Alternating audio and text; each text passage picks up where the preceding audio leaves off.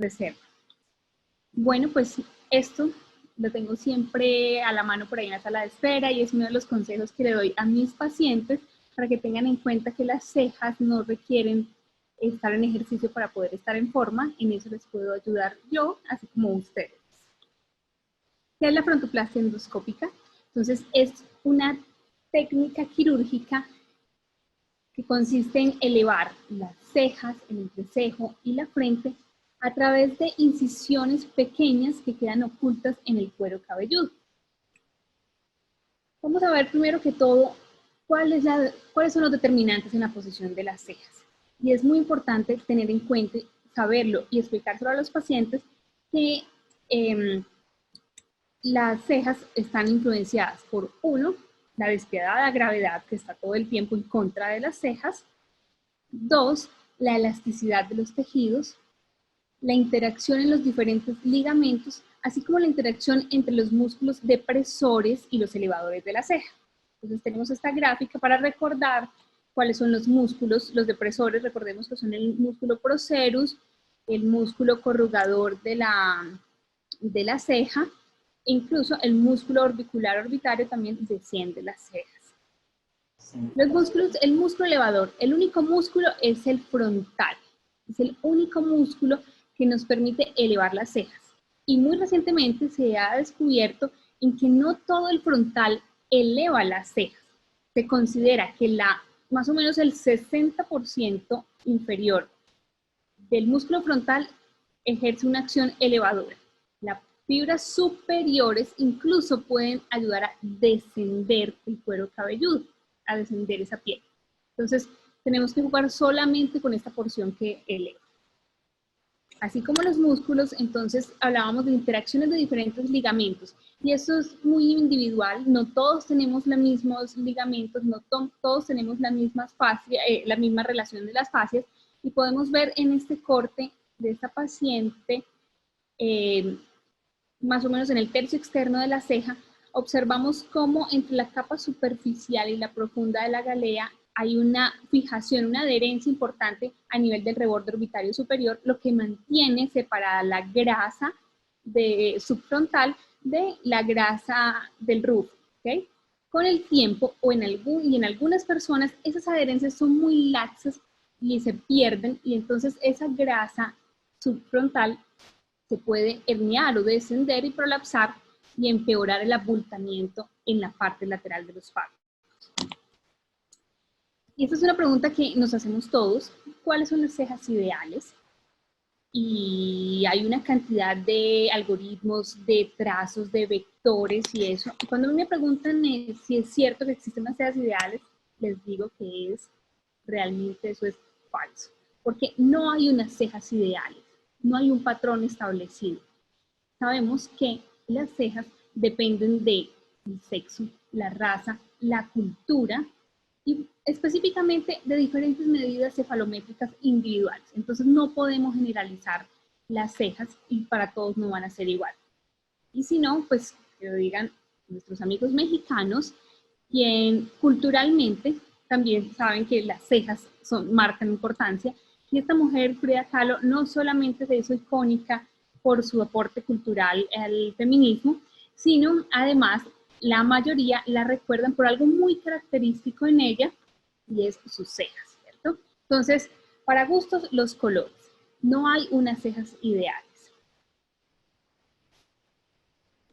Ellas, las mujeres, generalmente tenemos una tendencia a tener una ceja un poco más elevada, que la ceja esté por encima del reborde orbitario superior, y generalmente, no en todos los pacientes, no en todas, es que tenga una curvatura más o menos entre la unión del tercio medio y el tercio externo de la ceja. A diferencia de ellos, tienen unas cejas más planas, más bajas, localizadas justo a nivel del reborde orbitario superior. Entonces, eso hay que tenerlo muy claro y explicárselo a los pacientes para evitar de pronto feminizarlos en una cirugía, y eso es a lo que más temor le tienen los pacientes. ¿Por qué insisto en la elevación de las cejas? No todas las blefaroplastias que hago las hago con manejo de las cejas, pero yo creo que en la mayoría si intervengo en algo las cejas, sea solamente el tercio externo o una frontoplastia. realizo las dos técnicas, quizá la del tercio externo, que uso la técnica que aprendí con el maestro Juan Andrés Delgado. Esta técnica la uso para elevar vía palpebral, usando la misma incisión de la blefaroplastia, elevo solamente el tercio externo de la ceja, hago un reposicionamiento. Pero cuando quiero ser un poco más agresiva, cuando quiero intervenir en el entrecejo y en la frente, insisto en la frontoplastia. Y eso me he dado cuenta a raíz de, entre más he hecho, me incliné por la estética, me he dado cuenta que los pacientes piden más. Hay pacientes que necesitan más. Y es, por ejemplo, este paciente, hombre mayor, a quien le expliqué que tenía pues su dermatochalasis, pero también tenía una tosis de ceja importante del entrecejo. Me dijo claramente, no me importa la parte estética, solo quiero mejorar la parte funcional. Y viene 2 meses después de la cirugía diciéndome que por qué le tumbé las cejas. Que antes le molestaba la sombra del párpado, pero que ahora lo que le molesta es la sombra de los folículos pilosos de la ceja a nivel lateral. Es difícil a veces hacer que los pacientes entiendan esto y pues lo mejor es mostrar las imágenes. O como esta paciente, por ejemplo, también mayor, en quien decidió realizar solo blefaroplastia superior e inferior, y aunque la paciente estaba muy contenta, yo quedé muy contenta, sus familiares eran los que me reclamaban que quizá había quedado con cara como de mala, que había cambiado la expresión de sus ojos. Entonces, a raíz de todo eso es que descubrí que tengo que ofrecer algo más a estos pacientes. Y obviamente, cuando hice de la mano de mi maestro, el doctor Alberto Luis Díaz, y de Rafa Arango, hice parte de mi primera frontoplastia, pues al primer día posoperatorio ya dije, no, esto es otra cosa definitivamente. Hay cambios más importantes, hay cambios en la expresión y que ni siquiera necesitaron una blefaroplastia. Entonces, ¿cuáles son los objetivos? Mis objetivos frente a la frontoplastia endoscópica. Uno, pues es estabilizar las cejas en una altura y orientación adecuada para el sexo y para los rasgos de la paciente. Mejorar la expresión de la mirada, porque definitivamente esta cirugía, si algo tiene, cambia las emociones, cambia la expresión de la mirada, y eso es algo muy importante.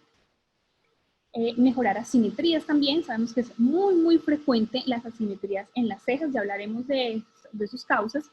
Retrasar algunas blefaroplastias innecesarias, porque quizá el problema no es la dermatochalasis, sino el problema radica es en las cejas.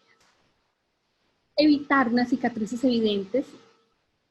Todos los pacientes quieren evitar mostrar que se han operado, sean mujeres, hombres, mucho más.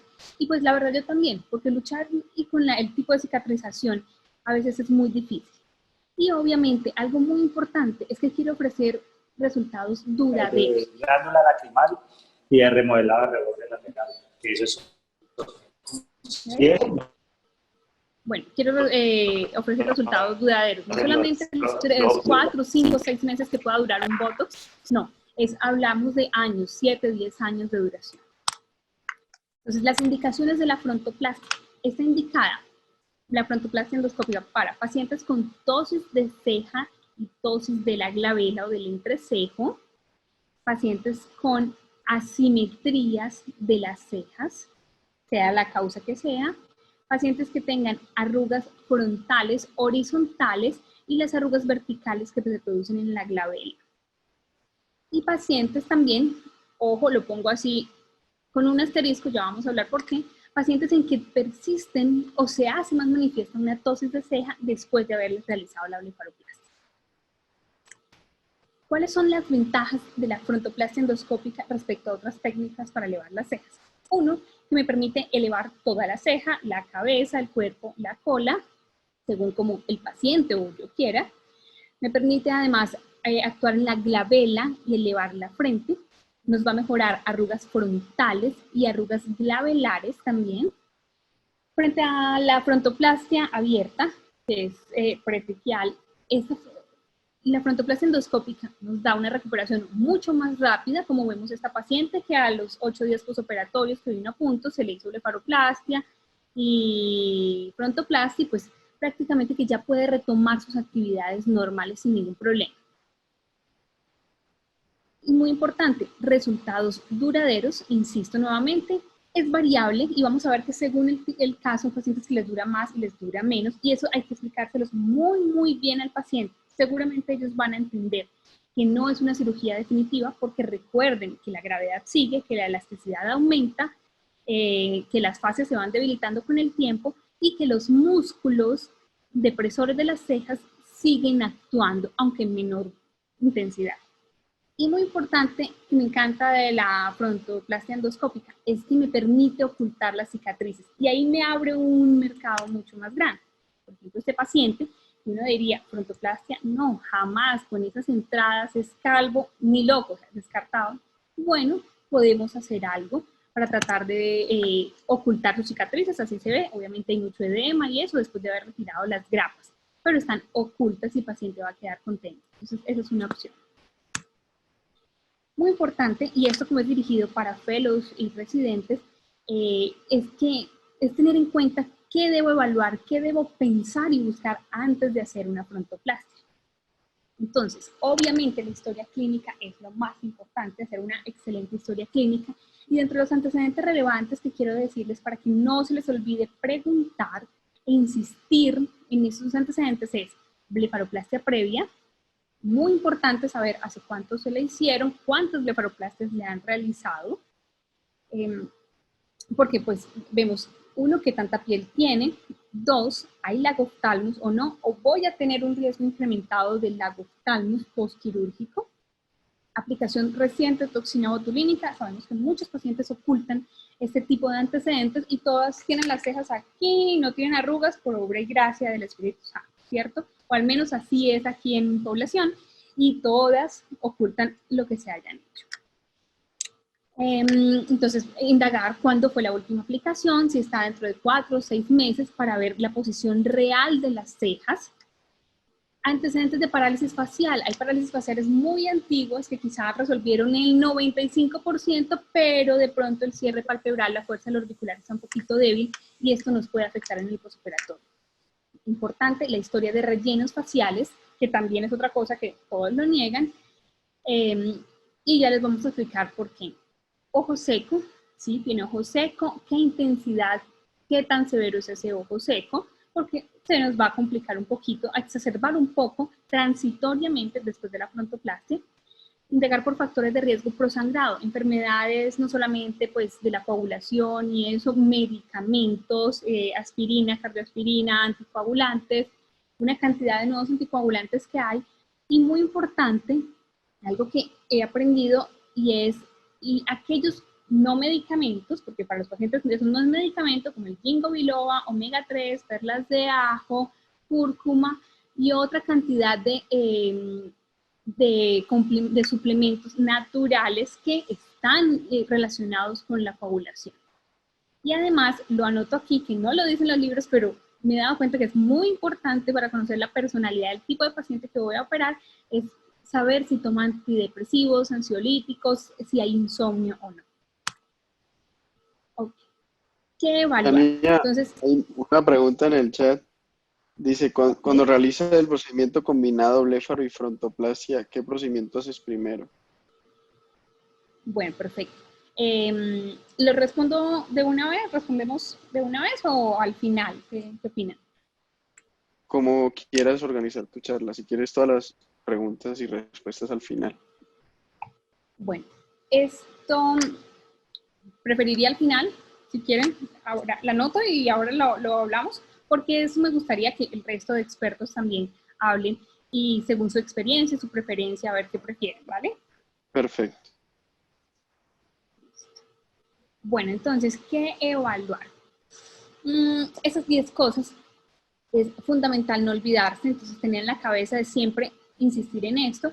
Uno, cómo es la posición y la orientación real de las cejas. Ojo con los tatuajes, porque llegan con las cejas aquí, se las afeitan completamente o ya no les salen, y con tatuajes acá, y realmente esas no son las cejas. Asimetrías, vamos a ver que hay diferentes causas de asimetrías, algunas muy evidentes, algunas el paciente ni siquiera se había dado cuenta, pero después de cirugía todos los pacientes se van a dar cuenta de la más mínima asimetría que tienen. Evaluar función del nervio facial, así nieguen una parálisis facial antigua o que diga que resolvió completamente, evaluar todo, evaluar el frontal, la fuerza del cierre orbicular. ¿Qué tanta dermatochalasis hay? Obviamente es muy importante. Tosis palpebral, unas tosis ocultas, que si no me di cuenta, después de la frontoplastia se va a hacer más evidente la tosis palpebral. Si hay lagoftalmo, evalúe el fenómeno de Bell, qué tantas arrugas labelares y frontales hay para explicarle a la paciente que van a mejorar. Ojo, no se van a eliminar, no las voy a planchar con esta cirugía. Importante, otras cosas, el grosor de la piel. Las pieles gruesas, como vamos a ver, son más difíciles de manejar en una frontoplastia. Longitud de la frente y evaluarles el reborde orbitario superior. Y muy importante aquí esto, por favor, siempre tener fotos y video prequirúrgico del paciente. Tomar foto en todas las posiciones, fotos dinámicas, fotos elevando las cejas, sonriendo, haciendo el cierre palpebral completo. Ojalá, si es un video hablando, sonriendo y todo, mucho mejor, porque todo lo que tengamos antes, todo lo que le digamos al paciente antes de su cirugía es una explicación, pero todo lo que digamos después de la cirugía es una justificación. Entonces, ahí va la diferencia en la comunicación con el paciente. Y esto lo he aprendido de mi profe de toda la vida. Siempre hacemos una valoración prequirúrgica antes de la cirugía, que no tiene ningún costo ni nada, eso va incluido, y es quizá la cita más importante, donde citamos al paciente con un familiar, si es posible, o con toda la familia, que a veces llegan, para explicarles, para tomar fotos, para resolver dudas y para firmar consentimiento informado. Y también, pues, si es posible, les pido cuando vienen a la cita, les encargo que traigan fotos antiguas. ¿Para qué me sirve eso? Uno, para ver cómo eran sus rasgos, cómo eran esas medidas cefalométricas y a ver qué puedo alcanzar con una cirugía. Y dos, también para sondear cuáles son las expectativas de esta paciente, porque, ojo, hay pacientes que creen que se van a hacer una frontoplastia y que perfectamente quedan 30 años menor. Entonces, hay que hablar con ellos. Entonces, precauciones, ya me ha pasado y por eso es que les explico esto y siempre mis residentes y fellows saben que a todas les explico lo mismo porque esto me han pasado y me gusta mostrarles esas cosas que me he equivocado también porque de ahí es donde todos aprendemos. Entonces, una paciente que viene con antecedentes de blefaroplastia previa, con sus cejas muy bien tatuadas. Si veo en realidad las cejas de esta paciente es acá. Si vemos aquí inicia los folículos, ahí está la transición de la piel entre párpado y ceja. Es una ceja que está tatuada. Y adicionalmente, ahora no solamente les pido que cierren los párpados, sino les inclino la cabeza, hago como si les acostara y les pido que cierren los párpados para ver y detectar estos lagoftalmos que en este momento son asintomáticos. Nunca le ha molestado, pero después de una frontoplastia va a ser peor. Importante, evaluemos las asimetrías faciales, las asimetrías de las cejas que son súper comunes, la mayoría yo las tengo, todo, pero hacérselas manifiestas al paciente antes de la cirugía y detectar si son, por ejemplo, como en este caso de la izquierda, una parálisis facial y qué tan antigua ha sido. Medimos la evaluación de qué tan paralizado tiene esa rama frontal, o indagamos si de pronto es una toxina botulínica reciente que se ha aplicado y que la paciente insiste en omitirlo y ni siquiera ella se ha dado cuenta que tiene una asimetría. O algunas por antecedentes de trauma, algunas congénitos de toda la vida y que no se habían dado cuenta antes. Después de cirugía, el vecino, la amiga, todo el mundo se va a dar cuenta de la asimetría. Importante, como les decía, evaluar tosis palpebral. Algunas tosis son como subclínicas y se nos confunden con la dermatochalasis, con la ceja y todo eso. Y después de cirugía, de una frontoplastia se hacen más manifiestas. Y también traigo esta foto porque, miren, este paciente le hicieron un cirujano facial, le hizo una muy buena elevación de sus cejas, una muy buena blefaroplastia, pero olvidó hacerle la corrección de tosis palpebral. Y miren cómo cambia la posición de las cejas cuando cuando mejoro esta tosis tan significativa. Eso fue pues con la primera gota de fenilefrina. Y miren, de una vez que la ceja cambia inmediatamente, la posición de la ceja es compensatoria debido a la tosis palpebral. Es importante detectar eso antes de. Muy importante, ojo con los calvos. Ya vamos a ver, les indicaba, algunos pacientes podemos jugar con la isla de pelo que les queda central. Algunos pacientes también tienen cicatrices, es muy frecuente que tengan cicatrices en algún lado, entonces pues el paciente dice, no, hay pacientes relajados que dicen, pues no me importa, hágame una cicatricita al otro lado y yo digo que me golpeé, que me emparejé y ya. Entonces todo depende del tipo de paciente y de qué también nosotros se lo comuniquemos. Y también precaución con las frentes largas. ¿Por qué? Porque como hemos dicho, la frontoplasia endoscópica vamos a elevar la frente. Entonces, suben las cejas, pero también sube y aumenta la longitud de la frente, ¿verdad? Porque estamos jalándola hacia atrás. Entonces, en esta paciente, por ejemplo, que siempre ha vivido traumatizada con su frente, si le hago una frontoplasia endoscópica, puede que va a empeorar la longitud, va a ser más larga y puede que no le vaya a gustar. Hay otras que son relajadas, como un caso que nos mostró Adriana recientemente, que la paciente decidió pues usar ahora una banda elástica. Entonces, y se siente bien. Quizá en esas pacientes yo les ofrezco más bien una frontoplastia abierta para resecar un fragmento y además de mejorar las cejas, que ella no es para cejas, aclaro, ella no venía para cejas, la puse la foto solamente para ver su frente larga. Si hacemos una frontoplastia acá pretraquial, con eso vamos a mejorar, a disminuir la longitud de la ceja y sus proporciones faciales van a ser mejor. Pero eso es otro tema. Y por favor, un tema muy importante, aquellos hombres con piel gruesa, con estos músculos corrugadores y frontales súper hipertróficos, hiperactivos, y peor aún, con este reborde orbitario superior tan prominente, mucho cuidado.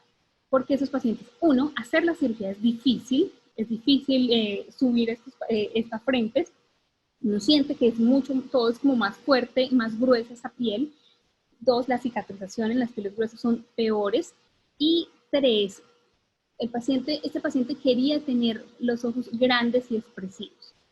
Vi las fotos de antes que le había pedido, le mostré y le dije, mire, así yo le suba lo que quiera, pues no vamos a lograr que tenga unos ojos grandes, porque si vemos verticalmente, son unos ojos más bien enoftámicos, son unos ojos pequeños. Entonces, explicarle muy bien a los pacientes antes de someterlos a una cirugía. Y también, como les decía, que esta me pasó últimamente, y es evaluar muy bien los antecedentes, indagar, y esta paciente venía sintiéndose muy mal por sus arrugas glabelares y quería mejorar sus arrugas glabelares y eso, y resulta que ella tenía una aplicación previa de ácido hialurónico hace 10 años aproximadamente. Quizá en la foto no se ve muy bien, pero se ven unos cambios en la calidad de la piel, se ve un abultamiento que no son correspondientes con el trayecto de los músculos corrugadores, que a veces se ven así protuberantes cuando están hipertróficos, y adicionalmente cuando uno los mira lateral se ve como un abultamiento acá, como el Rey León, más o menos, ese patrón. Entonces pedimos una ecografía, insistí en eso y le pedí una ecografía de tejidos blandos. Encontré esto, la vacuolización de un material posiblemente biopolímeros que habían aplicado. Entonces esto, con una frontoplastia endoscópica yo no se lo voy a poder mejorar. Le subo, lo que voy a hacer es que le desplazo el abultamiento. Entonces en la técnica quirúrgica, bueno, entonces es muy importante tener una clínica adecuada, un personal adecuado, instrumentadora, fellow, residente, anestesiólogo muy bueno. Generalmente hago esta cirugía cuando la combino con otros procedimientos, bléparo y eso, lo hago con anestesia general. También se puede hacer la fronto con anestesia local, sedación. Entonces debo tener una torre de videoendoscopio con una cámara, el lente de 0 grados, el instrumental adecuado, en este caso que voy a usar material de osteosíntesis, y procedo a marcar. Siempre marco los pacientes de una frontoplastia sentada, ¿ok? Y en dinámica, obviamente antes de anestesiarlos, porque quiero ver la dinámica y quiero ver el efecto de la gravedad para detallar exactamente las asimetrías y eso. Y en mi cabeza cuando lo estoy marcando tengo esta imagen que vi en un congreso y siempre me imagino esa parte. Entonces imagino cuáles son las estructuras, la cresta temporal, la rama frontal del nervio facial y procedo a marcar. Entonces, ¿cuáles son mis marcaciones? Hay muchas formas de marcar a los pacientes, esto es a gusto de cada cirujano. Les voy a contar un poquito de qué es lo que hago yo. Entonces hago 5 incisiones en el cuero cabelludo, una medial, 2 laterales paralelas y 2 acá en una incisión en cada temporal. Entonces la primera la hago en la línea media, las 2 las hago paralelas, un poquito detrás de la implantación de los folículos, y esta la hago donde quiero elevar más la ceja, dependiendo también si es hombre o es mujer. Si quiero que quede de pronto un poquito más arqueadita en los casos de las mujeres, la puedo ir corriendo en función de lo que deseo hacer. Y la temporal más o menos la hago un par de centímetros detrás de la implantación del pelo. A veces marco esta línea imaginaria, pasando por el ala nasal, canto externo, y la prolongo al cuero cabelludo, y ese punto va a ser la mitad de mi incisión. ¿Okay? Tengo en mi mente o marco, sobre todo inicialmente marcaba siempre dónde está la cresta temporal, dónde está el borde del arco cigomático, y es muy importante detectar dónde está la cresta temporal, porque ahí recordemos que es donde se inserta el músculo temporal, y es esa transición entre el temporal y el hueso frontal.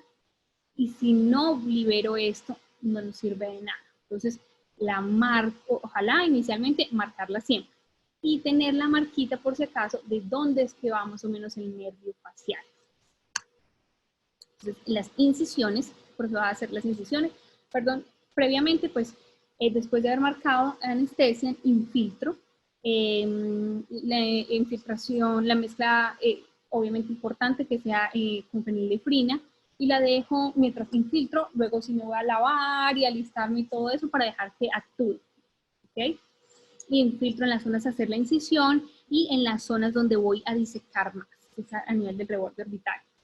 Entonces las incisiones yo las hago con bisturí, prefiero hacerlo con bisturí frío para evitar áreas de alopecia que pueden ser más evidentes cuando utilizamos electrobisturí. Las 3 centrales las hago que vayan hasta el hueso, la incisión, en una sola.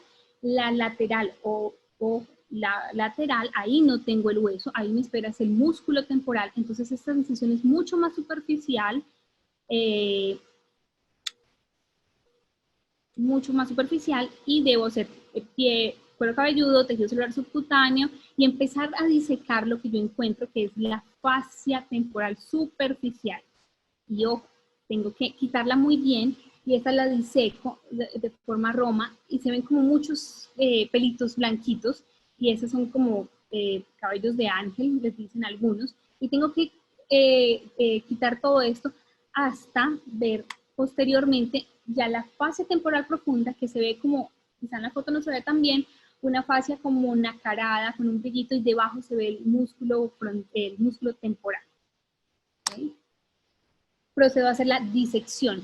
La primera parte, y para que todos sepan y le pierdan el miedo a esta cirugía, es la gran parte de esta cirugía, la disección es no endoscópica, es decir, es a ciegas. Entonces, para los que no estamos acostumbrados, nadie está acostumbrado a usar endoscopio, entonces vamos a ver que lo necesitamos solamente en algunos pasos muy pequeños. La mayoría no endoscópica, ciega, ingreso pues con el instrumental adecuado, y en la parte frontal voy debajo del periósteo, voy sobre el hueso, que yo sienta o escuche pues el rozar el hueso, y hago mi disección. Importante ir hasta la glabela, bien inferior. Esta es un área segura para ir a ciegas, y voy liberando hacia abajo toda esta zona. Tengo precaución donde marqué previamente la zona donde está el supratroclear, el supraorbitario. Y entonces lo que yo quiero es llegar hasta el reborde orbitario. En esta zona lo evito ahí para hacerlo después con endoscopio y no lesionar el paquete neurovascular. En la parte lateral, entonces el plano es a nivel de la fascia, sobre la fascia temporal profunda. O recuerde que por encima debe quedar libre e intacta la fascia temporal superficial, que es donde va el plano del nervio facial.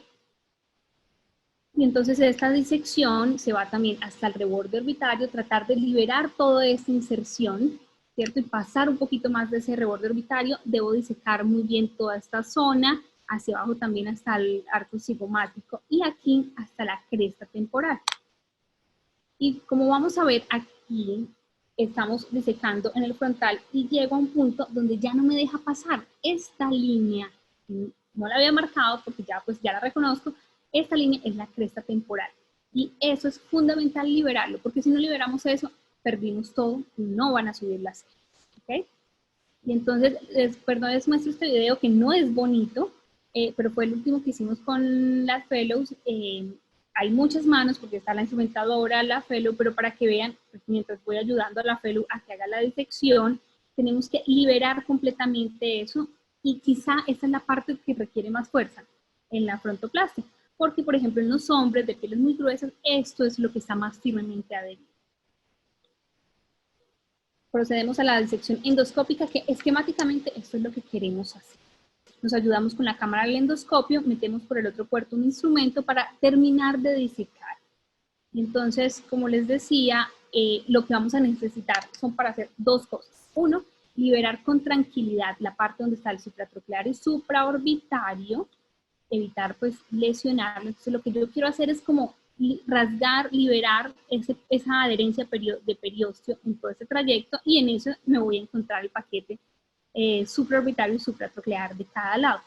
Y también me sirve para hacer de una forma segura la miotomía, que es como el debilitamiento, que yo lo hago pues de forma roma, debilitando, como raspando el músculo procerus y el corrugador de la ceja. Algunos cirujanos entran con algo con garra y lo desgarran, pero pues me da miedo realmente el sangrado.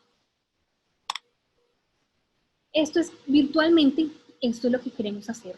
No, obviamente no estoy seccionando los músculos, ojo, solamente los debilité, y lo que quiero hacer es una liberación de este periósteo para permitir que esto me suba. Hice este video, tampoco es bonito, pero es como para ver realmente qué es lo que yo quiero lograr que quede libre. Entonces quiero que la frente se mueva y que podamos desplazar todo hacia atrás. ¿Verdad? Finalmente, lo que yo hago, la forma de cerrar, hay muchas formas de cerrar según pues el gusto de cada uno, los recursos y todo eso. Lo cerramos con una sutura de PVS de 2 ceros que pasamos en cada lado en cada labio de la herida. Yo uso, sobre todo en las frentes gruesas, uso unos tornillos de titanio en las 2 o 3 incisiones principales. Sobre todo en esos pacientes con frentes gruesas, con músculos muy hipertróficos, siempre uso ese material de osteosíntesis. También existen otros como el Endotyne y otras técnicas. Y pues es poner acá un pequeño tornillito. Básicamente lo que hacemos es poner el tornillo lo más, esto es, aquí está la cara del paciente, esto es posterior occipital, y lo que yo hago es poner el tornillo lo más posterior para esta sutura que está aquí, la engancho y me traigo bajo subo cranealmente, subo la piel, las cejas y la frente. ¿Okay? En la parte temporal, ahí pues no uso material de estos cintos porque recuerden que está el músculo, me fijo en el músculo y me traigo el labio anterior de la heridita. Muchas veces quito una partecita de ese cuero cabelludo para ayudar a traccionar un poco más. En las complicaciones, que también es muy importante, ojo, por favor, hematomas, es de lo más frecuente, y aquí pues también ahora preguntaré al resto del panel qué opinan sobre el uso de DREN, de vendajes compresivos postoperatorio, el uso de DREN, qué experiencia tienen. En este paciente había puesto un vendaje y aún así se me hizo un hematoma en el primer día. Un hematoma, afortunadamente, solamente tejidos blandos, solo había hecho frontoplastia, no hice blefaroplastia. Eso fue a los 4 días, a los 14 días, y hay que explicárselo al paciente que estas cosas pueden pasar, obviamente. Parálisis del frontal, ojo, esta fue una paciente que me llegó, no tengo la foto inicial, al paciente le habían hecho una muy buena frontoplastia e hizo una parálisis del frontal izquierdo. Y ven acá cuando le pido que levante las cejas, eleve las cejas, el derecho actúa poco, el izquierdo no actúa absolutamente nada. Le hice una pexia directa de la ceja para compensar esa ceja caída, porque quedó definitiva la parálisis del frontal, pero con una pexia directa pues logramos que subiera un poco. Pero muy importante, las parálisis frontal al inicio pueden ser por la anestesia, puede ser por inflamación. Algunos la tratamos dando esteroides, ¿verdad? Y progresivamente debe ir mejorando, pero sí es cierto y hay que explicarle al paciente, puede haber una parálisis frontal permanente. La goftalmo. Ya vimos que hay que revisar todas las cosas, la fuerza auricular, los bléfaros previas. Cuando hago frontoplastia combinada con una blefaroplastia, obviamente tengo al inicio un pequeño lagoftalmo, le pido al paciente que me, o lo miro, o le pido que me mande fotos acostado para ver qué tanto lagoftalmo tiene, y eso en el primer día yo me siento tranquila, si es un buen paciente, con lubricantes súper constantes, sin preservantes, en gel y en gotas. Y esto va a mejorar. Gracias a Dios no he tenido ningún lagoftalmo permanente, pero he visto algunos después de frontoplastia. Alopecia. No he tenido muchos casos. Tuve esta paciente que cuando me llegó a quitarle los puntos, las grapas, llegó con esta área de alopecia. En general es esperar, tener paciencia, pasan 3, 6 meses a que vuelva a repoblar esta zona, pero pues obviamente algunos sí quedan con alopecia definitiva en esa zona y hay que explicárselos. Y pienso que la cauterización exhaustiva empeora el riesgo de alopecia, así como el uso de electrobisturí para las incisiones. Y este fue el otro caso que, por favor, siempre pregunten antecedentes de insomnio, depresión, ansiolíticos, porque es normal que en el postoperatorio tengamos hipoestesia, dependiendo de qué tanto manipule los paquetes supraorbitarios, es normal que tengamos hipoestesia, parestesia, sensaciones extrañas en la frente y en el cuero cabelludo. Esa hipoestesia generalmente es transitoria y va cambiando de zonas. Esas parestesias, como por ejemplo prurito, es frecuente que los primeros días y semanas sientan prurito, y esta paciente pues sentía tanto prurito, es una paciente pues con un trastorno ansioso, insomnio y todo, hizo tanto prurito que llegó inclusive con heridas en la zona donde más le picaba. Terminó con un dolor neuropático terrible, y pues la única opción fue mandar a la clínica del dolor. O sea que se imaginarán el nivel de esta paciente. Ella estaba contenta con su frontoplastia, pero la vida se le hizo un 8 por este tipo de cosas. Entonces, por favor, pregunten antecedentes de fibromialgias, también pueden estar relacionadas con esto. Y bueno, pues mostrarles un poquito de los resultados de esta técnica. Tenemos en asimetrías de cejas, va muy bien, independiente si la asimetría es por parálisis facial o una asimetría por un trauma o porque sí, ojo, no opero pacientes mientras tengan el efecto de la toxina botulínica. En algunos pacientes, como aquellos que son muy gruesos y tienen músculos muy hipertróficos, he intentado ponerles toxina botulínica una semana, 15 días antes de la frontoplastia, pero yo misma se la pongo para tratar de debilitar un poquito esos músculos y que en el momento de la fronto me permita subir más.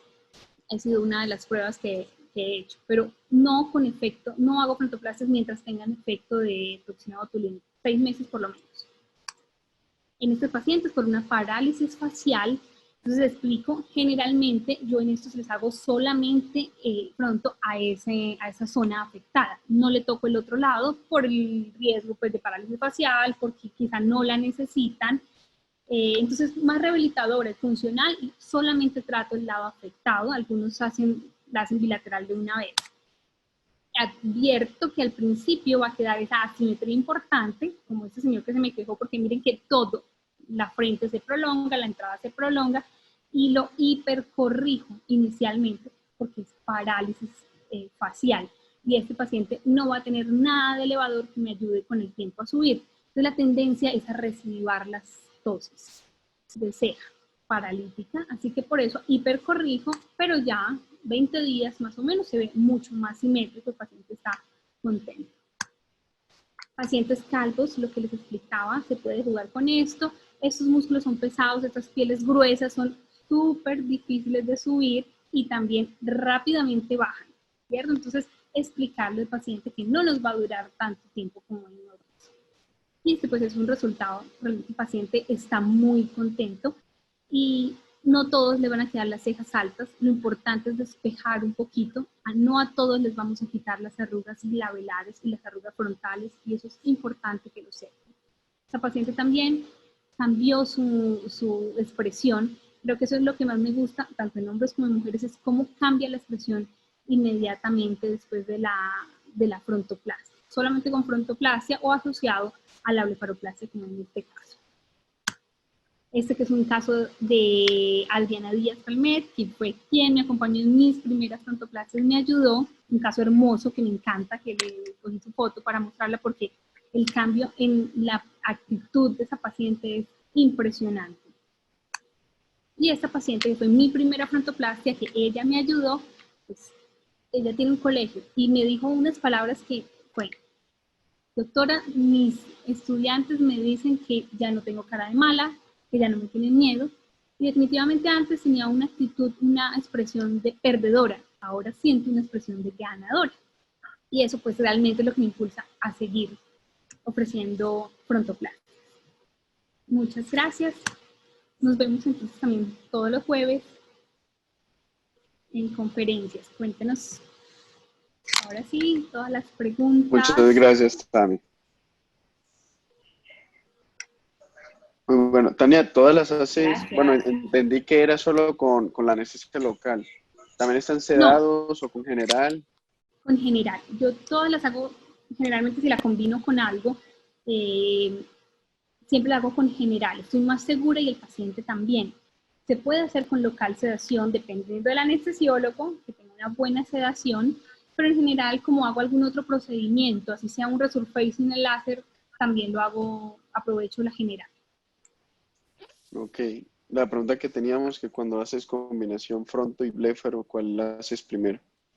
Bueno, pues eso creo que también es una pregunta que te da discusión por todos, y es si hacer procedimientos combinados o hacer primero la frontoplastia y luego en un segundo momento, si lo requiere, hacer la blefaroplastia y demás.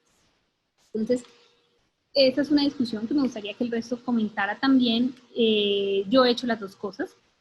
Me gusta a veces hacer combinados los procedimientos cuando sé que tienen mucha piel y sé que el paciente me va a pedir después de eso. Entonces hago como una mini bléfaro, obviamente mucho más conservadora. Cuando las hago por aparte, pues obviamente primero la frontoplastia y después la blefaroplastia. Pero cuando lo hago combinado, marco primero el paciente, marqué la blefaro y todo, anestesiamos. Si es blefaro inferior, hago primero la inferior. Hago las incisiones de la bléfaro superior, como les digo, hago una mini bléfaro, mucho menor de la que normalmente hago, y por último hago la frontoplastia. El orden quizá debería ser primero frontoplastia y luego bléfaro superior, por seguridad. Pero realmente yo lo hago más por una parte técnica, y es que después de hacer la fronto, pasan dos cosas. Uno, quedo con temblor. Dos, ya estoy cansada y quiero salir corriendo. Entonces, por eso hago primero la bléfaro y después paso a la frontoplastia. Pero pues me gustaría escuchar otras opiniones que también son muy válidas. Algo que, Tania, primero, preciosa tu plática, como siempre, y creo que muy didáctica para todo el mundo. Algo que creo que puede ayudar es, y coincido contigo, una vez que modificas la ceja, el párpado va a cambiar. Entonces, algo que ayuda es tener al paciente sedado, tú lo haces la frontoplastía, y luego yo lo que hago es que lo siento. Y ya que le ve la ceja, entonces sí sé qué tanta piel más debo de resecar. Porque además cuando el paciente está acostado cambia todo, ¿no? Cambia todo, así es. Tienes toda la razón, y eso sería pues lo ideal, poder sentarlo después para mirar. Claro que yo lo que hago es que también marqué sentada la bléfaro y la fronto, y cuando estoy marcando le elevo manualmente lo que me da la piel, la elevo y ahí sí marco. Pienso a ver si me da y mido y todo. Entonces eso es lo que hago para evitar.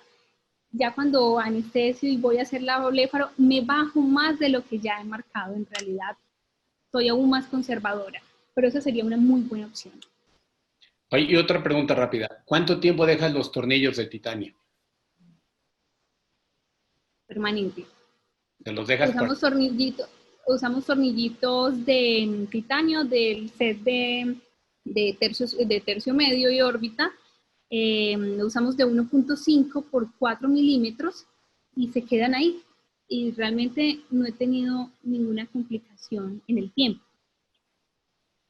Le explico al paciente, porque a veces dice, me va a dejar tornillos, entonces no, decirle que esos tornillos pues no tienen problema, no se le infectan, no tiene problema con las resonancias, no le va a pitar en los aeropuertos y eso.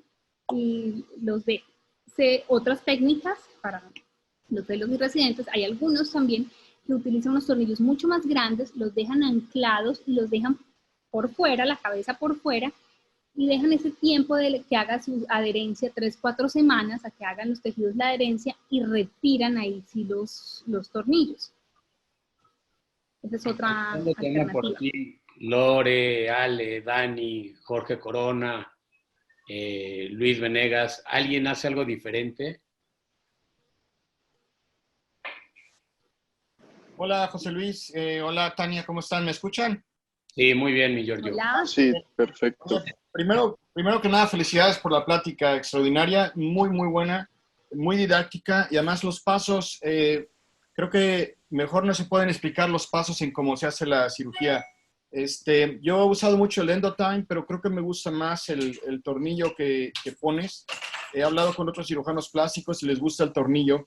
Le da mucha fuerza, el Endotime desaparece y a veces durante los 6-9 meses que tardan en desaparecer, los pacientes les molesta cómo se siente. Esos tornillos que tú pones y se ponen muy cerca del hueso, los pacientes ni lo sienten. Una pregunta, en el caso que tenías el paciente con la parálisis unilateral, que lo elevaste, ¿hiciste también alguna resección de la piel o puro levantamiento con la sutura? O también haces una resección de la piel. Y en la incisión temporal, hago una resección de la piel. En el labio anterior de la herida, le hago una resección más o menos el cuero cabelludo. En el cuero cabelludo, sí. Exacto. Quito esa parte del cuero cabelludo. Recuerden que hice la marcación, la hice más o menos 2.5 centímetros detrás de la implantación, y entonces me quito más o menos 1 centímetro para ayudar a traccionar.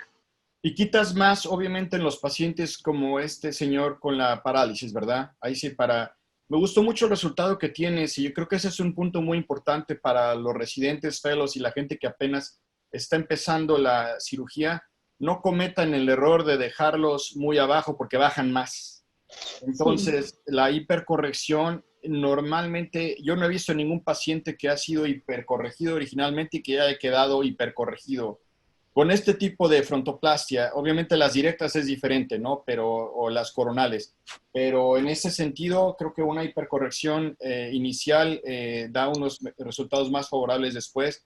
Y también te felicito con tus resultados de los pacientes con cejas muy, muy prominentes y con mucho músculo, porque yo te voy a ser sincero, yo he tenido siempre más miedo en esos pacientes. Cuando hago la plática inicial, de hecho creo que los acabo convenciendo que no se la hagan y es porque trato de decirles las posibles complicaciones o los posibles riesgos y el paciente paga bastante dinero por esta cirugía, la mayoría de las veces es pues por cuestiones cosméticas.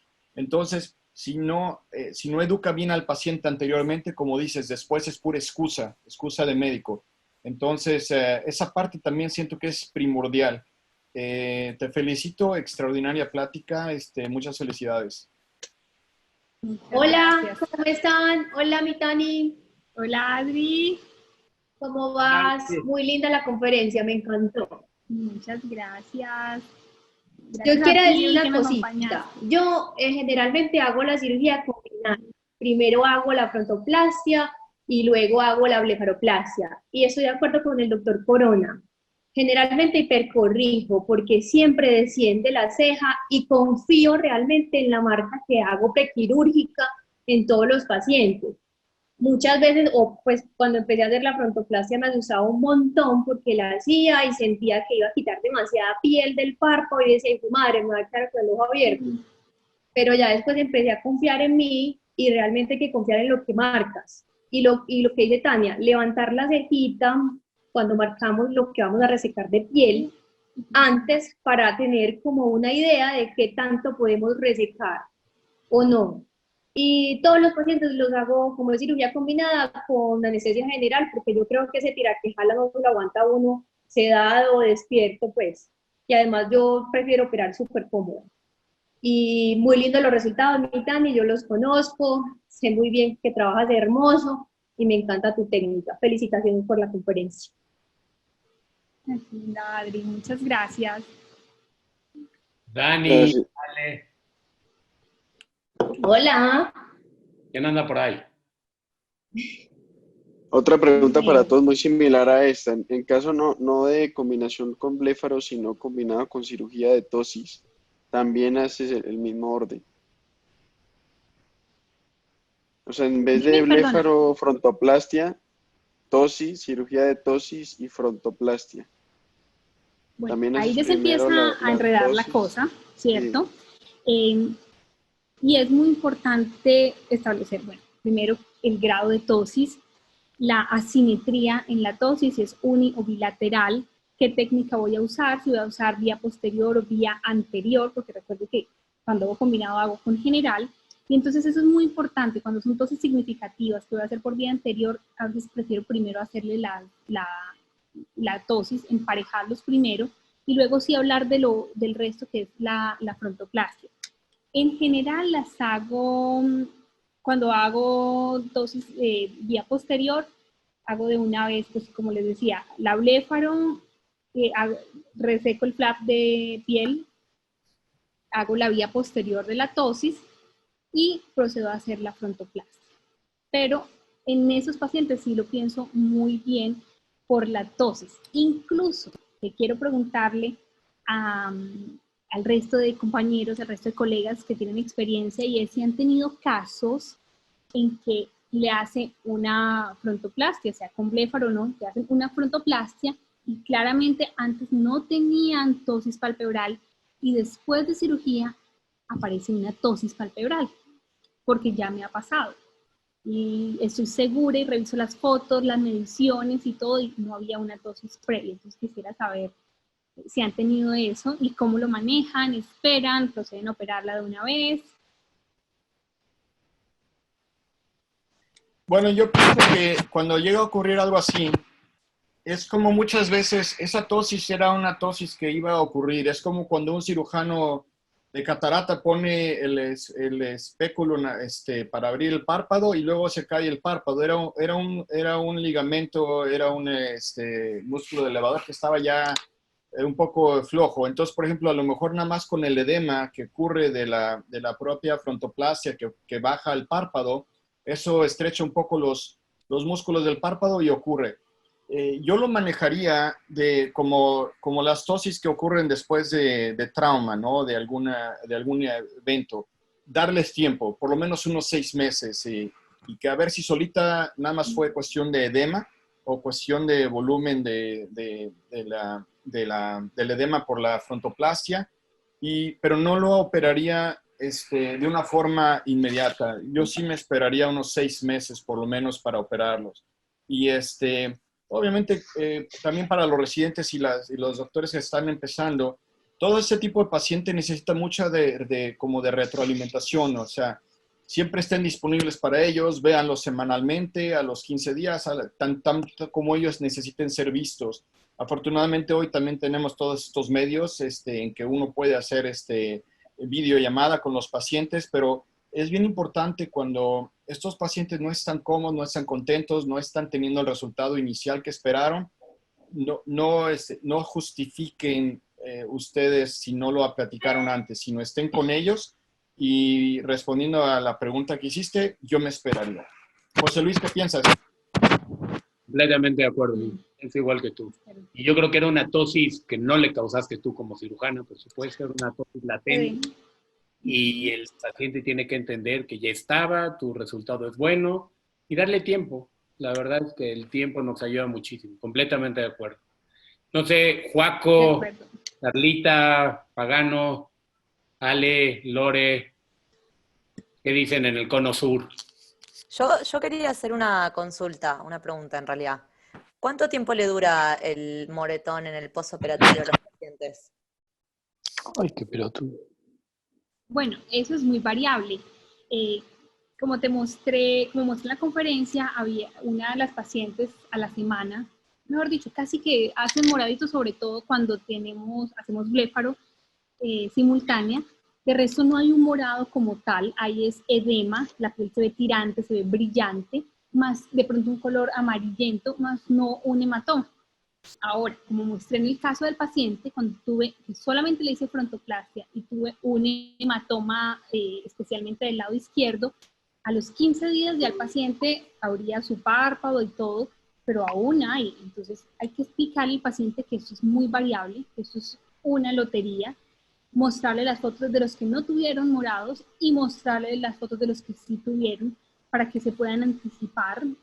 No es que se echen para atrás, pero ellos se pueden anticipar y es mejor.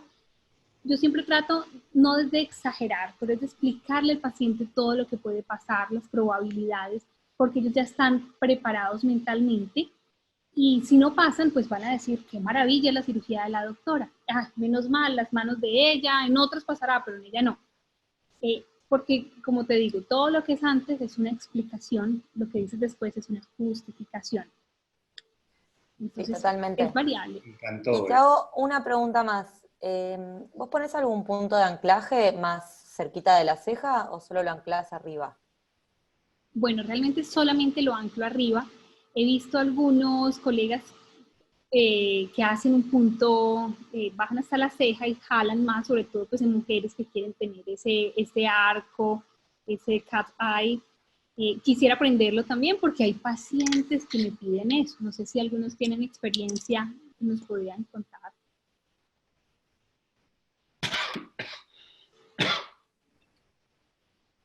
Hola.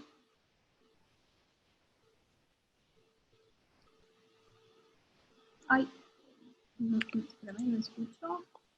Sí, se escucha perfecto. Vale. ¿Alguien más nos quiere contar acerca de esa otra técnica, de esa otra sutura?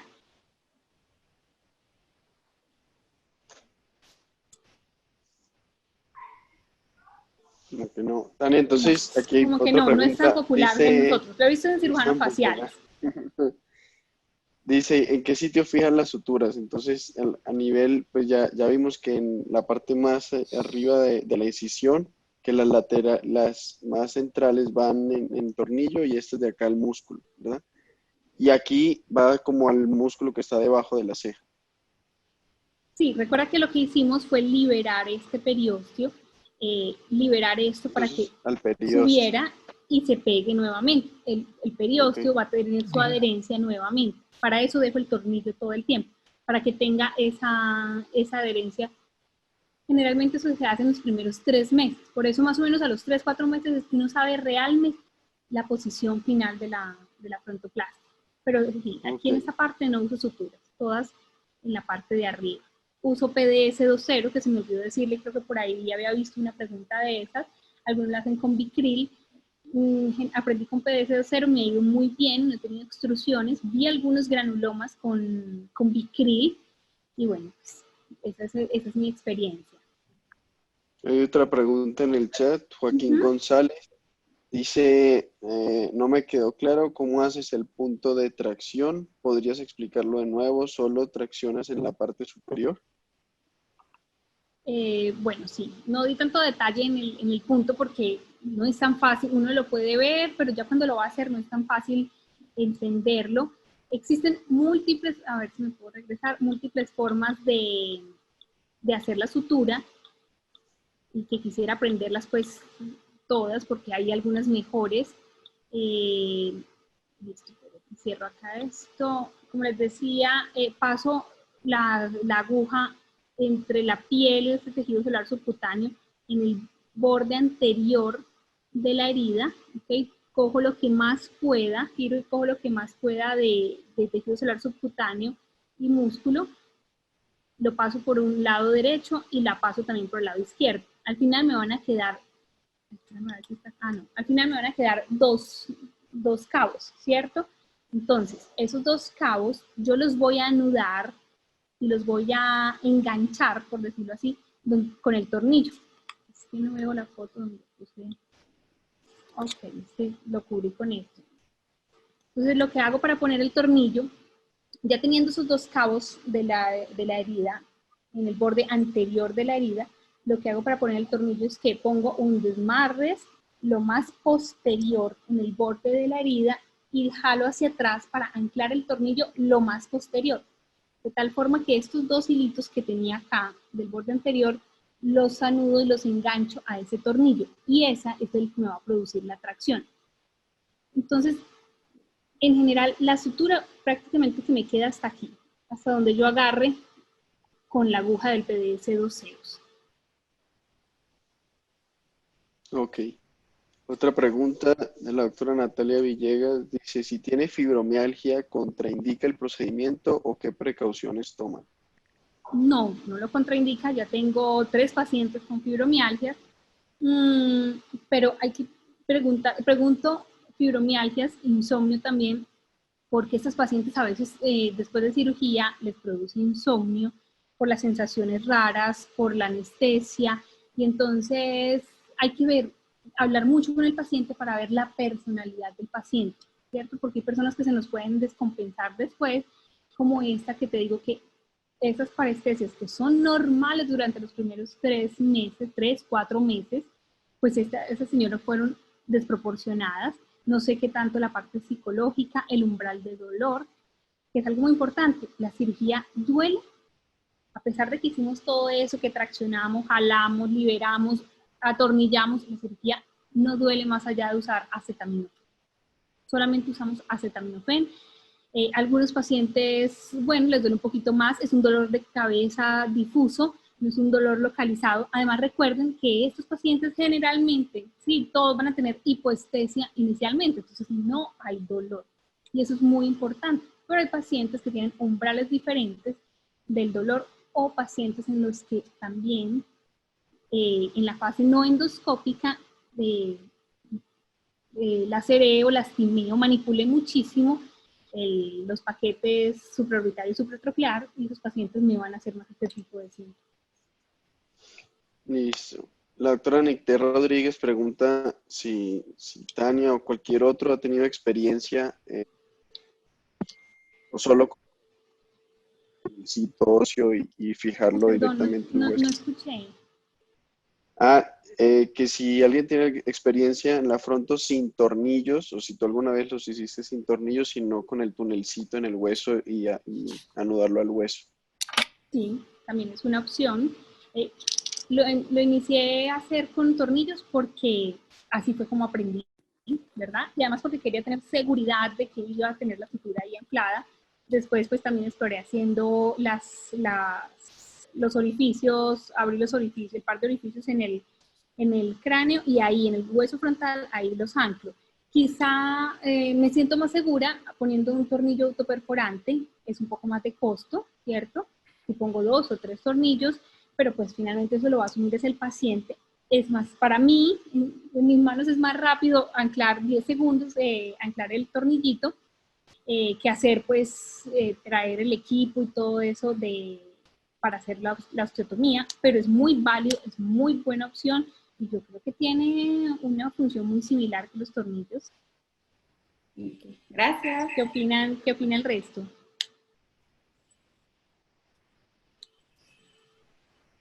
Preciosa clase, muy bonita, muy didáctica. Felicitaciones, Tania. Muchas gracias. Cuéntanos. No sé, Nicte, Juanma, Ivonne, ¿alguna pregunta que tengan a la experta de frontoplastia? Ivonne Pinto pregunta que si todos llegan al reborde orbitario o algunos describen una técnica llegando 1 o 2 centímetros por encima del reborde. ¿La diferencia de la técnica varía en algo los resultados o síntomas secundarios? Bueno, como les decía, la primera fase, que es de disección a ciegas, en esa fase sí, al inicio sobre todo yo decía, dejo un dedo, más o menos 1 centímetro, sin llegar al reborde.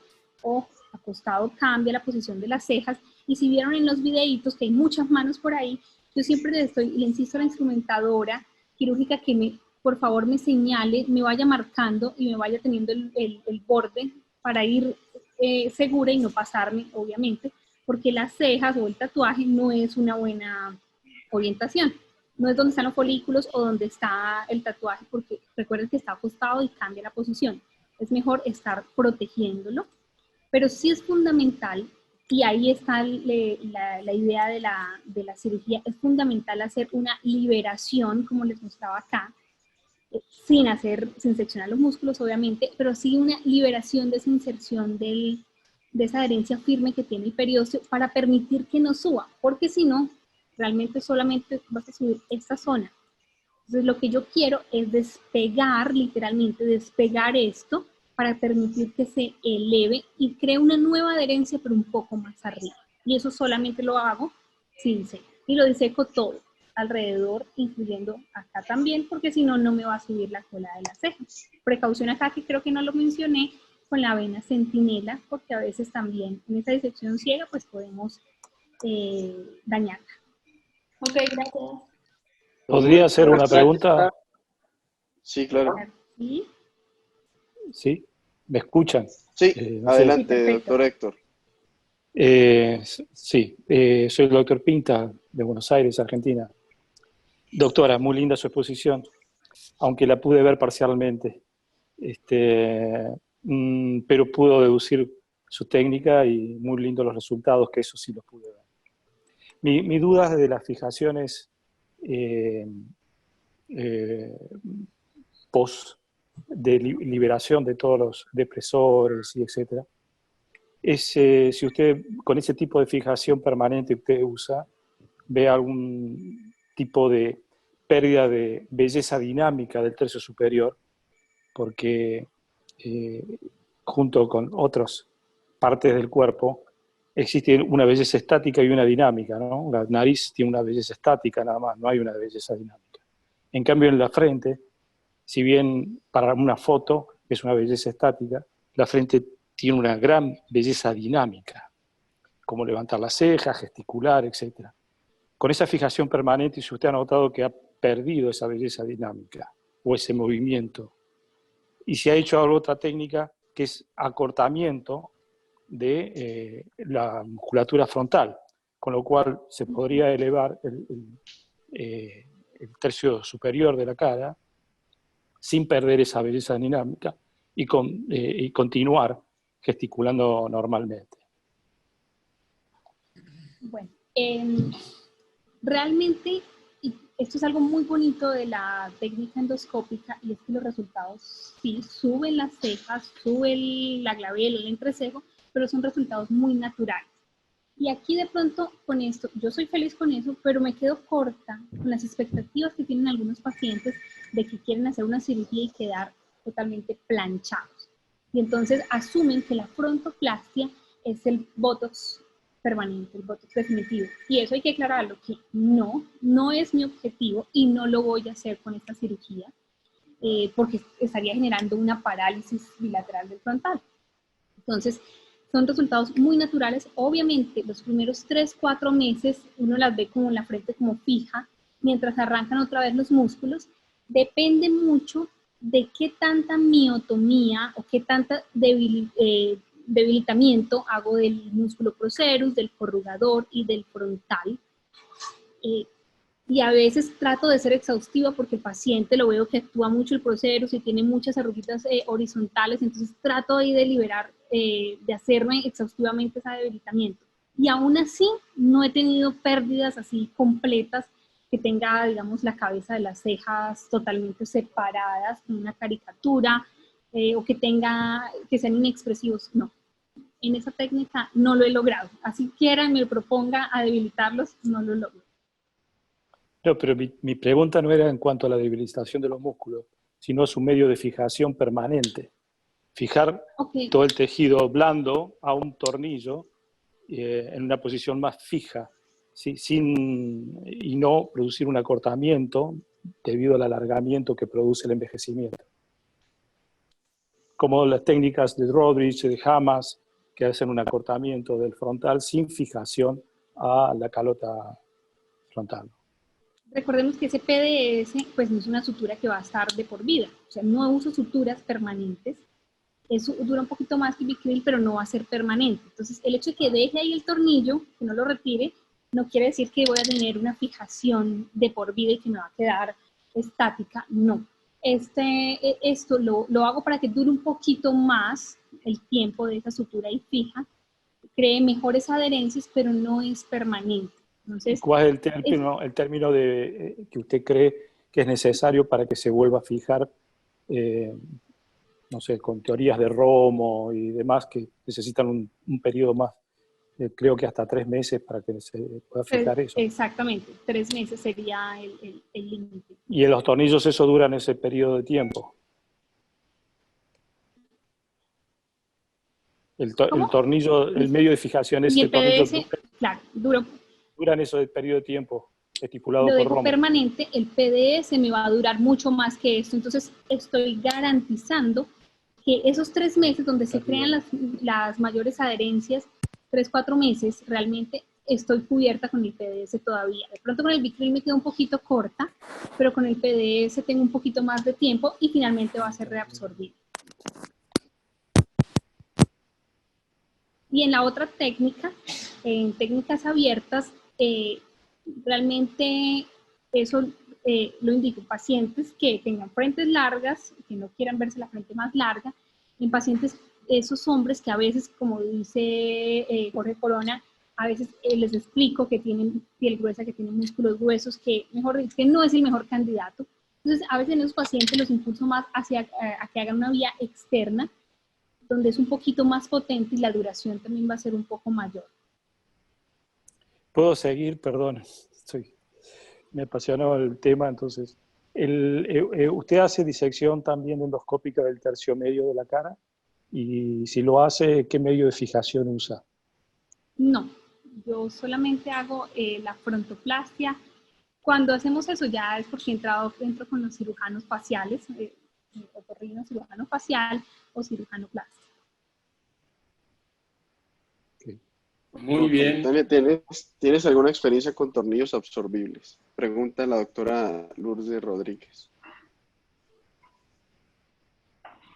No, no he usado, pero sería interesantísimo, sería lo mejor.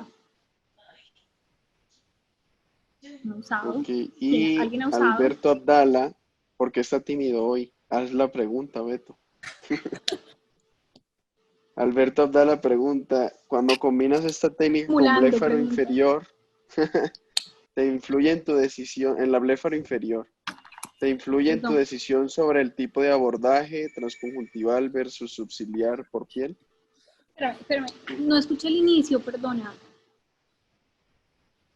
Cuando combinas la técnica con blefaroplastia inferior, ¿influye algo el abordaje transconjuntival versus transcutáneos por subciliar? O sea, ¿te cambia algo no cambia nada. Nada. Sí, no cambia nada. Eso es otro cuento. No hago nada, generalmente pues transconjuntival, asocio un poquito de pinch en el caso pues que lo necesite, pero no cambia. Pues muy bien, creo que una gran opinión plática, acerca Tania. de esto? No, de acuerdo contigo, tercio superior diferente al tercio inferior, pero una gran charla. La verdad es que aquí nos podríamos extender otras 2 horas discutiendo.